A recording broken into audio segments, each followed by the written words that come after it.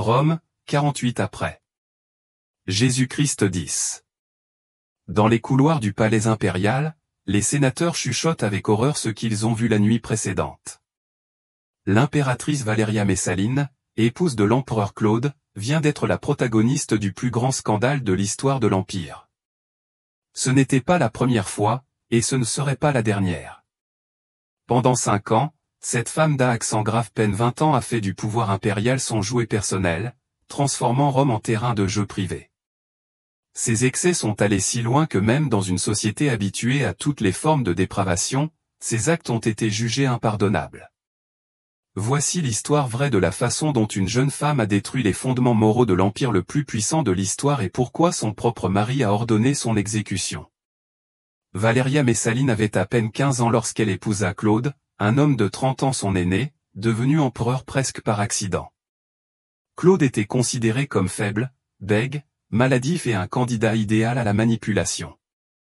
Messaline découvrit immédiatement qu'en tant qu'impératrice, elle possédait un pouvoir qu'aucune femme romaine n'avait jamais possédé. Elle pouvait ordonner la mort de n'importe quel citoyen, confisquer des biens à volonté, faire s'agenouiller les sénateurs devant elle.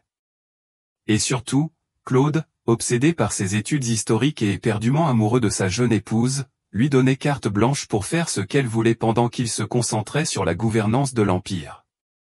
Pour comprendre l'ampleur des scandales de Messaline, il faut comprendre que Rome n'était pas exactement une société puritaine. Les empereurs entretenaient des arènes pour esclaves. Les célébrations aristocratiques étaient ponctuées d'excès, et les liaisons extraconjugales étaient monnaie courante parmi l'élite.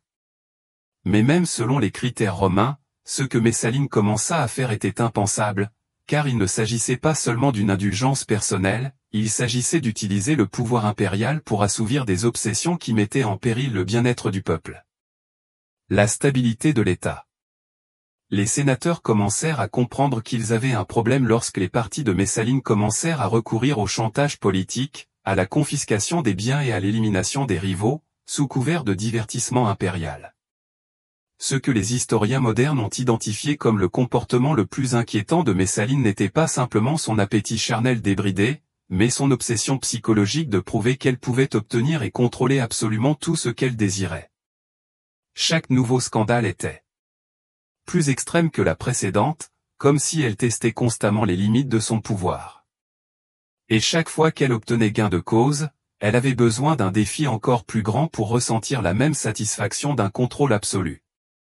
Le premier scandale documenté eut lieu en 46 après Jésus-Christ, lorsque Messaline, lassée de ses conquêtes habituelles au sein de l'aristocratie romaine, décida qu'elle avait besoin d'un défi qu'aucune femme de sa position n'avait jamais relevé. J'avais entendu parler de Sylla, la courtisane la plus célèbre de Rome, connue dans toute la ville pour sa beauté, son talent et son endurance légendaire. C'était une femme qui avait vaincu des généraux, obligé des sénateurs à vendre leurs biens pour passer une nuit avec elle et rejeter les demandes en mariage des hommes les plus riches de l'Empire. Messaline envoya des émissaires secrets à Sylla avec une proposition qui, même selon les normes romaines, était complètement inouïe, une compétition directe entre l'impératrice du monde connu et la prostituée la plus célèbre de la capitale pour démontrer qui avait vraiment le contrôle sur les désirs masculins à Rome. La proposition n'était pas une simple compétition, c'était une déclaration de guerre sociale. Messaline défia Sylla à une épreuve d'endurance et d'adresse qui durerait du crépuscule à l'aube, avec 50 hommes recrutés spécialement pour l'occasion. Les règles étaient aussi précises que dérangeantes.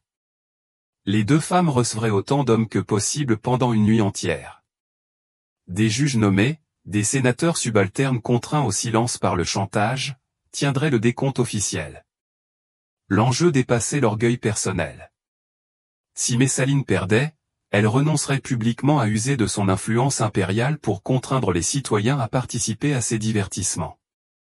Si elle perdait, elle deviendrait l'esclave personnelle de Messaline et serait exécutée lorsque l'impératrice se lasserait d'elle. Sylla, qui avait survécu dans les rues de Rome depuis son enfance et avait conquis sa position grâce à son intelligence et son audace, accepta le défi non pas parce qu'elle croyait pouvoir gagner, mais parce qu'elle savait que repousser l'impératrice signifierait la mort immédiate pour elle et sa famille. La compétition se déroulait dans une villa privée sur les hauteurs de Rome, loin de la ville, mais suffisamment proche pour que les rumeurs parviennent aux bonnes oreilles.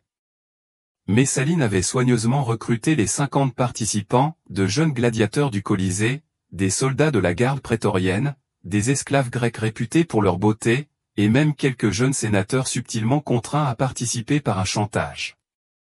Ce qui suivit fut une nuit que les rares témoins survivants décrivirent comme une épreuve des limites de l'endurance humaine et un spectacle qui aurait horrifié même les dieux des enfers. Messaline, animée d'une obsession qui dépassait clairement le simple plaisir physique, refusa de s'arrêter, même lorsque son corps commença à montrer des signes d'épuisement extrême. Les observateurs ont rapporté qu'elle semblait être dans un état de dissociation mentale, comme si elle était entrée dans une sorte de transe compétitive qui l'avait poussée au-delà des limites humaines normales. À l'aube, lorsque les juges ont fait le décompte final, Messaline avait reçu 25 hommes. Sia, qui avait combattu vaillamment mais s'était effondré d'épuisement à l'aube, avait atteint 24 ans. La victoire de Messaline fut plus terrifiante que triomphante. Des témoins ont rapporté qu'à l'annonce de son triomphe, elle n'afficha ni joie ni satisfaction, seulement une expression vide, comme si l'exploit avait déjà perdu tout sens au moment où il fut accompli. Silla, qui avait combattu jusqu'aux limites de ses forces physiques, s'attendait à être réduite en esclavage conformément aux termes de l'accord. Au lieu de cela, Messaline ordonna son exécution immédiate le matin même. Il ne peut y avoir deux femmes possédant de telles compétences dans le même empire, déclara l'impératrice tandis que Silla était conduit à la potence. Et je suis la seule qui compte. Le message était clair. Il ne s'agissait pas de gagner une compétition. Il s'agissait de prouver que Messaline pouvait anéantir quiconque représentait la moindre menace pour son statut de femme la plus puissante de Rome. Lorsque la nouvelle du scandale parvint enfin aux sénateurs quelques semaines plus tard, ils comprirent qu'ils avaient un problème bien plus grave qu'ils ne l'avaient imaginé. L'impératrice ne se contentait pas de s'adonner à des plaisirs extrêmes. Elle était complètement hors de contrôle, utilisant le pouvoir de l'Empire pour alimenter des obsessions qui risquaient de détruire la stabilité politique de Rome dès l'an 47. Les divertissements privés de Messaline ne lui procuraient plus la satisfaction qu'elle recherchait. Elle avait conquis des sénateurs, humilié des aristocrates et démontré sa supériorité sur la courtisane la plus célèbre de Rome, mais son obsession du contrôle absolu exigeait un défi inédit. L'impératrice commença à nourrir un fantasme qui la hantait, qu'arriverait-il si elle abandonnait temporairement tous ses privilèges impériaux pour rivaliser à armes égales avec les femmes les plus expérimentées de Rome? Elle pouvait dominer même dans un environnement où son titre ne signifiait rien. Pour assouvir cette obsession, Messaline développa une double identité secrète. Plusieurs soirs par semaine, elle se déguisait avec des perruques, du maquillage et des vêtements simples et se rendait dans la banlieue, le quartier le plus dangereux de Rome, où se concentraient les bordels les plus célèbres de l'Empire. Dans la banlieue, Messaline adopta le nom de Lysiska et commença à travailler dans un bordel tenu par une matrone nommée Fortunata, qui ignorait tout de la véritable identité de sa nouvelle employée. Tout ce qu'elle savait, c'est que cette jeune femme possédait une endurance et une technique qui impressionnaient même les prostituées chevronnées. Ce que Fortunata ignorait, c'est que Messaline s'était préparée à cette expérience pendant des mois, étudiant des techniques auprès d'esclaves spécialisés du palais impérial et entraînant son endurance physique telle une gladiatrice. En vue du Colisée. Pendant 3 mois, Lysiska devint l'attraction la plus populaire du bordel. Les clients, soldats, marchands, visiteurs étrangers et artisans ignoraient qu'ils payaient des pièces de cuivre pour une nuit avec la femme la plus puissante du monde. Messaline avait enfin trouvé ce qu'elle cherchait, une position où elle pourrait démontrer sa supériorité par son seul talent, sans le poids de sa position impériale. Et selon les registres du bordel découverts après le scandale, Messaline était sollicitée par plus de clients chaque soir que toute autre femme dans l'histoire de l'établissement. La double vie de Messaline fut découverte par hasard lorsque Marcus Valerius Messala, un jeune sénateur fréquentant le bordel, reconnut un grain de beauté distinctif sur l'épaule de Messaline, le même grain de beauté qu'il avait vu des années plus tôt lorsque Messaline avait séduit son père lors d'un dîner officiel au palais. Sala, terrifié par les implications de ce qu'il avait appris, garda le secret pendant des semaines, mais la pression psychologique de savoir qu'il avait payé pour les services de l'impératrice du monde connu finit par le briser, et il confia le secret à son frère Corbu. En moins de 48 heures, la rumeur parvint aux oreilles de Gaius Silius, un sénateur ambitieux qui voyait dans cette information l'occasion idéale de faire chanter la famille impériale. Mais Silius commit une erreur fatale. Il sous-estima jusqu'où Messaline était prête à aller pour protéger ses secrets. Lorsqu'elle apprit que son secret avait été découvert, sa réaction ne fut ni honte ni regret, mais une fureur meurtrière. En une seule nuit, elle ordonna l'exécution de Marcus Valerius Messaline, de son frère Corbu et de 12 autres personnes susceptibles d'avoir entendu la rumeur. Mais sa réaction la plus troublante fut celle du bordel. Fortunata et toutes les prostituées qui avaient travaillé aux côtés de Lysiska furent arrêtées, accusées de complot contre la dignité impériale. Elles furent toutes exécutées après avoir été torturées pour avouer qu'elles connaissaient depuis toujours la véritable identité de Messaline et avaient sciemment participé à un complot visant à humilier l'Empire. Les clients réguliers du bordel furent retrouvés grâce au registre et systématiquement éliminés au cours des semaines suivantes, accusés de délits mineurs qui auraient normalement entraîné des amendes ou l'exil. Le bordel fut incendié et le terrain fut déclaré maudit afin que plus rien n'y soit construit. En 2 semaines, Messaline avait effacé toute preuve matérielle de sa double vie et éliminé tous les témoins. Mais les dommages psychologiques au Sénat étaient irréversibles. Les sénateurs comprirent que l'impératrice était capable d'assassiner des dizaines d'innocents pour protéger ses secrets et qu'aucun d'entre eux n'était certain que ce qu'ils avaient vu ou entendu représentait un danger pour elle. Au début de l'an 48, Messaline avait épuisé tous les défis que Rome pouvait lui offrir.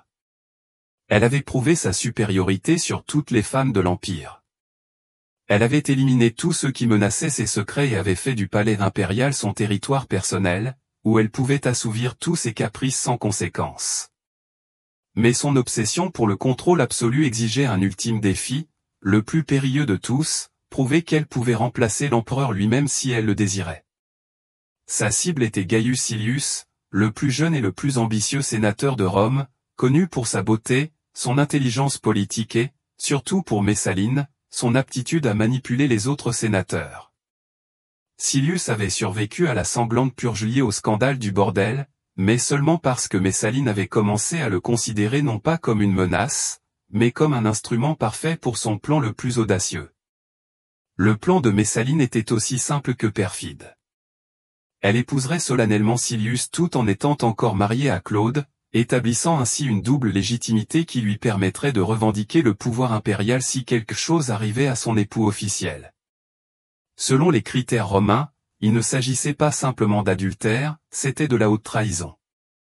Le mariage était le fondement juridique du pouvoir impérial, et créer une impératrice alternative mariée à un sénateur ambitieux équivalait à déclarer son intention de renverser le gouvernement. Mais Messaline avait calculé que Claude, obsédé par ses études historiques et totalement manipulé par elle depuis des années, n'oserait pas agir contre sa femme, même s'il avait eu vent de la cérémonie. Son plan était de présenter le mariage comme une cérémonie religieuse spéciale, sans affecter son statut légal d'épouse de l'empereur. Le mariage entre Messaline et Silius eut lieu dans les jardins d'une villa privée en dehors de Rome, en présence de 50 invités soigneusement sélectionnés, tous sénateurs et aristocrates de second plan, qui avaient été soudoyés ou harcelés pour garantir leur présence et leur silence. La cérémonie était célébrée par un prêtre de Jupiter, menacé d'exécution de sa famille s'il refusait de célébrer le mariage. Les rituels suivaient scrupuleusement les traditions matrimoniales romaines, échange des vœux, sacrifices aux dieux, banquet nuptial et consommation publique en présence de témoins officiels. L'aspect le plus troublant de la cérémonie n'était pas son aspect traître, mais l'expression d'extase absolue sur le visage de Messaline lorsqu'elle prononça ses vœux. Des témoins rapportèrent qu'elle semblait éprouver la plus intense satisfaction de sa vie, non pas à cause de Silius en tant que personne, mais à cause du simple fait de défier l'autorité impériale de la manière la plus directe possible. Après la cérémonie, Messaline et Silius se comportèrent comme un couple de jeunes mariés légitimes, apparaissant ensemble lors d'événements publics, prenant des décisions politiques communes et s'installant même dans une villa que Messaline avait confisquée à une famille sénatoriale qui s'était opposée à ses caprices antérieurs. Pendant 2 semaines, Rome eut de fait 2 impératrices, Messaline, l'épouse officielle de Claude, et Messaline, l'épouse renouvelée de Silius. Les sénateurs étaient terrifiés, ne sachant laquelle des 2 identités reconnaître officiellement, et tout choix erroné pouvait entraîner une exécution immédiate. Silius, d'abord séduit par la perspective du pouvoir impérial, comprit rapidement qu'il avait été manipulé et intégré à un jeu psychologique totalement indépendant de sa volonté. Messaline ne le traitait ni comme un mari, ni même comme un complice. Elle le considérait comme un bien acquis pour démontrer qu'elle pouvait tout obtenir, y compris le droit de redéfinir les lois fondamentales de l'Empire. Les 5 années de règne de Messaline avaient transformé le Sénat romain en une institution paralysée par la terreur psychologique. Les sénateurs qui avaient gouverné des territoires, commandé des légions et négocié avec des rois étrangers vivaient désormais dans une panique constante, à l'idée que leurs paroles, leurs visions, ou même leurs pensées puissent faire d'eux la prochaine cible de l'impératrice. Les séances du Sénat étaient devenues des exercices de survie. Les sénateurs élaborèrent des codes secrets pour communiquer. Ils évitaient tout contact visuel prolongé, de peur d'être interprétés comme une conspiration, et certains allèrent jusqu'à inviter des dégustateurs aux réunions officielles, de peur d'être empoisonnés par ordre impérial. Marcus Junius Silanus, l'un des sénateurs les plus respectés de Rome, développa ce que les médecins modernes appelleraient un syndrome de stress post-traumatique sévère après avoir assisté à une fête de Messaline, à laquelle il avait été contraint de participer sous peine de mort. Il commença à faire des cauchemars et des crises de panique lors des cérémonies publiques, et finit par se retirer complètement de la vie politique. La terreur s'étendit au-delà du Sénat et s'étendit à toute la société romaine. Les familles aristocratiques commencèrent à envoyer leurs fils étudier en Grèce hors de Rome lorsqu'ils atteignaient l'âge où ils risquaient d'attirer l'attention de Messaline. Les épouses des sénateurs développèrent leur propre réseau d'espionnage pour surveiller les faits et gestes de l'impératrice et s'avertir mutuellement des dangers liés à leur présence lors d'événements publics. Les marchands et artisans qui approvisionnaient le palais impérial mirent en place un système de rotation où personne ne travaillait plus de quelques semaines consécutives afin de minimiser le risque d'être témoin d'un incident susceptible de les rendre gênants. Même les prostituées des banlieues, traditionnellement les plus marginalisées de la société romaine, vivaient dans une peur constante depuis le scandale des maisons closes. Toute jeune femme ressemblant de près ou de loin à Messaline évitait de travailler la nuit, de peur d'être prise pour l'impératrice et exécutée en raison de son identité impériale. L'aspect le plus troublant du règne de terreur de Messaline résidait dans la façon dont la société romaine commença progressivement à normaliser des comportements auparavant considérés comme totalement inacceptables. Les jeunes aristocrates commencèrent à imiter les excès de l'impératrice lors de leur propre réception privée, convaincus que l'indulgence extrême était désormais la norme attendue de l'élite romaine. Les familles sénatoriales commencèrent à prêter leurs plus belles esclaves au palais impérial en guise de cadeaux préventifs, espérant que satisfaire à l'avance les souhaits de Messaline les protégerait de demandes plus extrêmes à l'avenir. Même les prêtres romains commencèrent à modifier leurs rituels religieux pour y inclure des prières spécifiques, demandant aux dieux d'exaucer les vœux de l'impératrice afin qu'elle n'ait plus besoin de chercher satisfaction auprès des mortels. Le culte impérial, traditionnellement une formalité politique, s'était transformé en un appel collectif désespéré à la protection contre l'imprévisibilité de leur propre chef. La terreur atteignit un tel degré que plusieurs membres de l'aristocratie romaine commencèrent à se suicider par précaution, soupçonnant d'avoir attiré l'attention de Messaline de manière dangereuse. Lucius Annaeus Seneca, le jeune homme qui deviendrait plus tard le philosophe le plus célèbre de Rome, faillit se suicider en 47 après Jésus-Christ lorsqu'il entendit des rumeurs selon lesquelles Messaline s'était renseignée sur lui lors d'un dîner. Seule l'intervention de son frère, qui lui assura que l'intérêt de l'impératrice était purement académique et non personnel, le sauva d'une mort volontaire. La famille Piso conclut un pacte de suicide collectif, si l'un de ses membres était invité au palais impérial par Messaline, ils se suicideraient tous simultanément afin d'éviter d'être utilisés comme otages psychologiques les uns contre les autres. Le cas le plus tragique fut celui de Julia Livia, nièce de l'empereur Claude, qui s'empoisonna avec cicuta après que Messaline l'eut faussement accusée d'adultère. Julia savait que l'accusation était entièrement inventée, mais elle savait aussi que se défendre ne ferait que prolonger son agonie et mettre en danger les autres membres de sa famille. La chute de Messaline commença lorsque son mariage secret avec Silius parvint enfin aux oreilles de Claude par l'intermédiaire de Narcisse, l'un de ses affranchis les plus fidèles. Mais la réaction de l'empereur ne fut pas celle que Messaline avait anticipée. Claude, manipulé et contrôlé pendant des années, vécut ce que les historiens décrivent comme un réveil psychologique soudain. Au cours d'une seule conversation avec Narcisse, il comprit que sa femme ne s'était pas contentée d'excès, mais qu'elle avait systématiquement détruit les fondements juridiques et moraux de son propre règne. La révélation la plus dévastatrice ne fut pas l'adultère ni même la bigamie, mais le complot de Messaline pour un coup d'État. Les archives confisquées dans la villa où le mariage eut lieu contenaient des plans détaillés visant à éliminer Claude et à établir un nouvel ordre impérial avec Silius comme empereur et Messaline comme véritable autorité derrière le trône. Lors de son arrestation, Gaius Silius fit des aveux qui bouleversèrent la perspective historique sur le scandale de 5 ans impliquant Messaline. Selon Silius, tout avait été calculé dès le départ dans le cadre d'un plan à long terme visant à s'emparer du contrôle absolu de l'Empire romain. Ces excès n'étaient pas le fruit du caprice d'une jeune femme au pouvoir considérable. Ils constituaient une stratégie délibérée visant à démoraliser et à contrôler l'élite romaine. Chaque scandale visait à identifier et éliminer quiconque pourrait menacer ses ambitions politiques. La compétition avec Sylla avait été un test pour voir si elle pouvait intimider même les femmes les plus indépendantes de Rome. Le scandale du bordel avait été une expérience pour mesurer jusqu'où elle pouvait manipuler l'information et éliminer les témoins. Le mariage conciliaire avait été l'étape finale vers l'établissement d'une alternative légale au règne de Claude. En 1887, des archéologues fouillant les vestiges de la villa où le mariage secret eut lieu découvrirent des preuves matérielles confirmant les affirmations historiques. Dans une pièce secrète scellée, ils découvrirent des documents détaillant non seulement le plan du coup d'État, mais aussi la liste complète de toutes les personnes exécutées par Messaline durant ses 5 années au pouvoir. La liste contenait 247 noms, allant d'éminents sénateurs à des esclaves domestiques, tous éliminés parce qu'ils représentaient une menace, même minime, pour les plans de Messaline. À côté de chaque nom figurait une note détaillant précisément les raisons pour lesquelles ils avaient été jugés dangereux et les modalités de leur élimination. La découverte la plus troublante fut le journal intime de Messaline, dans lequel elle décrivait chaque exécution comme une pièce d'un puzzle plus vaste. Il n'y avait là ni remords, ni justification morale, seulement de froids calculs sur la façon dont chaque mort la rapprochait de son objectif de contrôle absolu. Les preuves historiques et archéologiques révèlent que Valeria Messaline n'était pas une jeune femme corrompue par le pouvoir. C'était une psychopathe calculatrice qui avait utilisé le sexe et le scandale comme outil de guerre psychologique pour conquérir l'Empire romain de l'intérieur.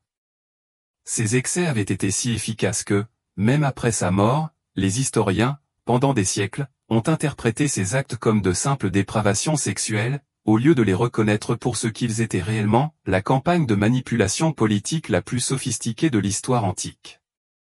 Pendant 5 ans, une jeune femme de 20 ans avait réussi à terroriser, contrôler et éliminer systématiquement l'élite la plus puissante du monde connu, en s'appuyant uniquement sur son intelligence, sa compréhension de la psychologie humaine et son absence totale de scrupules moraux.